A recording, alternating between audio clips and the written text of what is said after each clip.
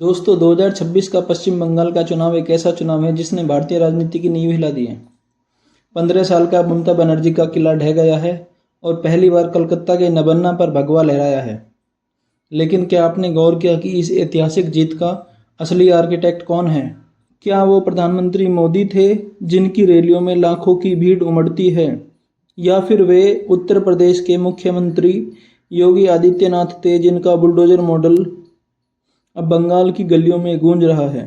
आज के इस वीडियो में हम भावनाओं पर नहीं, डेटा पर बात करेंगे। मैं आपको बताऊंगा कि कैसे योगी आदित्यनाथ का स्ट्राइक रेट मोदी जी से भी आगे निकल गया है और क्या ये संकेत है कि आने वाले समय में मोदी जी की जगह योगी लेने वाले हैं।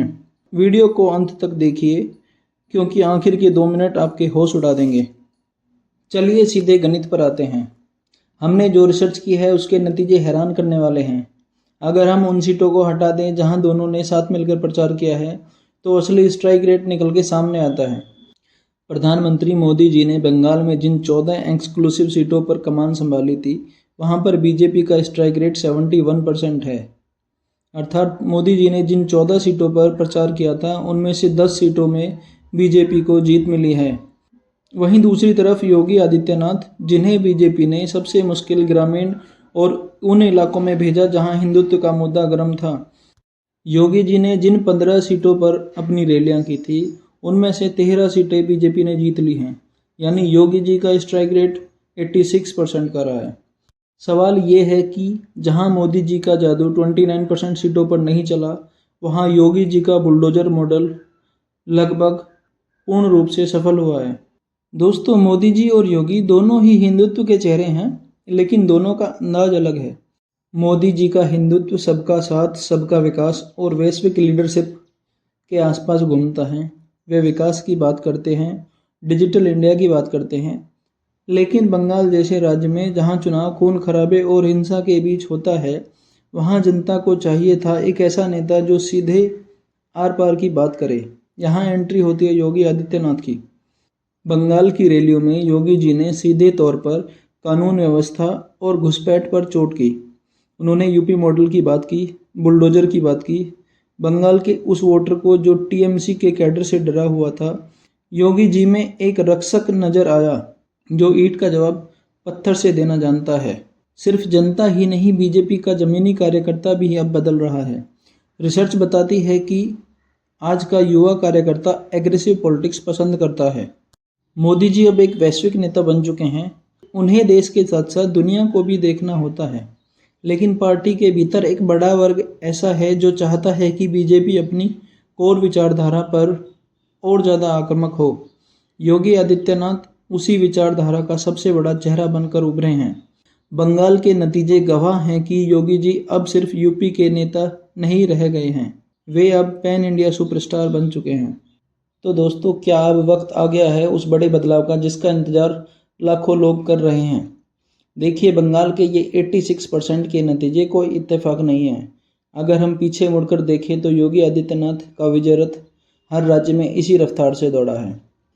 गुजरात 2022, जहां योगी जी ने रैलियां की, वहां बीजेपी का स्ट्राइक रेट 85% से ज़्यादा रहा। राजस्थान और छत्तीसगढ़ में 2023 में उन कठिन सीटों पर जहां कांग्रेस मजबूत थी, वहां योगी के कट्टर हिंदुत्व और बुलडोजर मॉडल ने बाजी पलट दी। हरियाणा और महाराष्ट्र में 2024 में यहाँ भी योगी की रैलियों ने बटोगे तो कटोगे जैसे नारों से वोटर को एक करने का काम किया, जिसका सीधा असर सीटों की गिनती पर दिखा। यहाँ एक बात को समझना बहुत ज़रूरी है। चुनाव अब सिर्फ उस एक सीट का नहीं होता जहाँ रैली हो रही है, बल्कि पूरे राज्य में होता है। राजनीति के पुराने दौर में नेता जहाँ जाता था, रैली करता था, असर वहीं तक होता था। लेकिन आज सोशल मीडिया और डिजिटल इम्प्लीकेशन के दौर में रैली का वीडियो जब Facebook, Twitter, WhatsApp, YouTube, Insta पर वायरल होता है तो उसका असर सिर्फ उस सीट पर नहीं बल्कि पूरे चुनाव पर पड़ता है। बंगाल के नतीजों ने साबित कर दिया कि योगी की रैलियों ने एक ऐसा नैरेटिव सेट किया जिसने पूरे क्षेत्र का वोटिंग पैटर्न बदल दिया।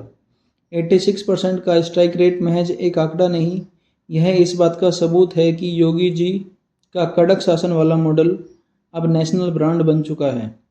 मोदी जी का कद हिमालय जैसा है, इसमें कोई शक नहीं है। उन्होंने बीजेपी को शून्य से शिखर तक पहुंचाया है।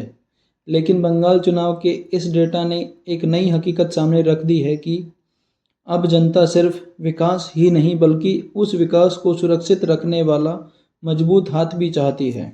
जनता के बीच बढ़ती लोकप्रिय और चुनाव दर चुनाव बढ़ता यह स्ट्राइक रेट इस बात का इशारा कर रहा है कि योगी आदित्यनाथ अब सिर्फ एक मुख्यमंत्री या स्टार कैंपेनर नहीं बल्कि मोदी जी के सबसे मजबूत नेचुरल सक्सेसर बन के उभरे हैं। राजनीति में लहरें कभी शांत नहीं बैठती और फिलहाल ये लहरें योगी जी के पक्ष में मुड़ती दिख रही हैं।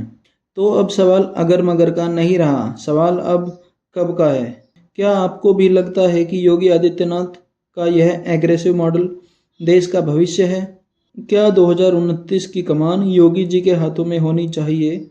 अपनी राय कमेंट में ज़रूर लिखें, क्योंकि आपका एक कमेंट इस डिबेट को और दिलचस्प बनाएगा।